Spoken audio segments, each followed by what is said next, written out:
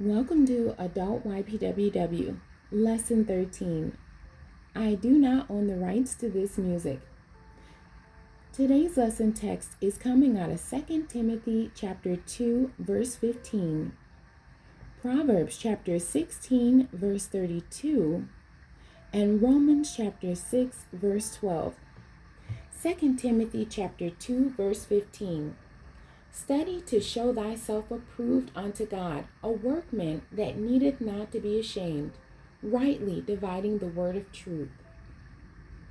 Proverbs chapter 16, verse 32. He that is slow to anger is better than the mighty, and he that ruleth his spirit than he that taketh a city. Romans chapter 6, verse 12. Let not sin therefore reign in your mortal body, that ye shall obey it in the lust thereof. The topic of today's lesson, the importance of self-discipline. The lesson aim says, the aim of all the lessons for this quarter is to explore and gain insight into the work of the Holy Spirit in the life of every believer.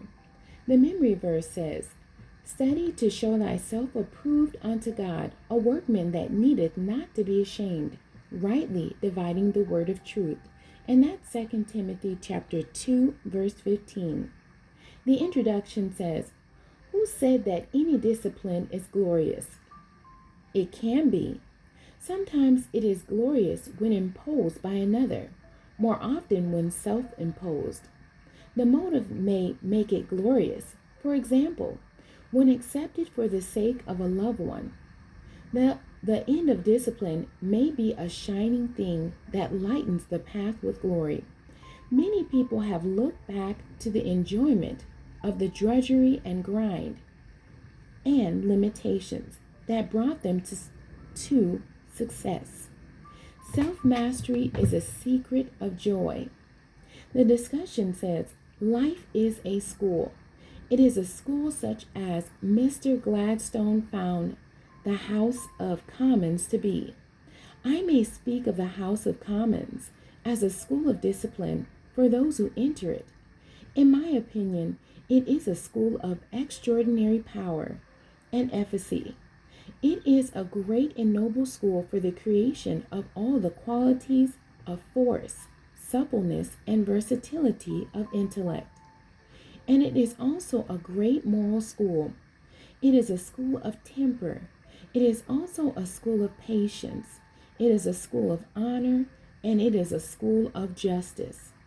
It is a thrilling sentence which Paul wrote to the church members of Philippi.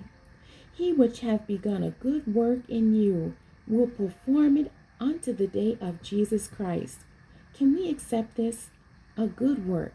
The purpose of God will be performed in us and come to perfection in us more rapidly if we accept this discipline, accept it as being our own will, self-imposed discipline. In conclusion, it is by discipline that we rise on the scale.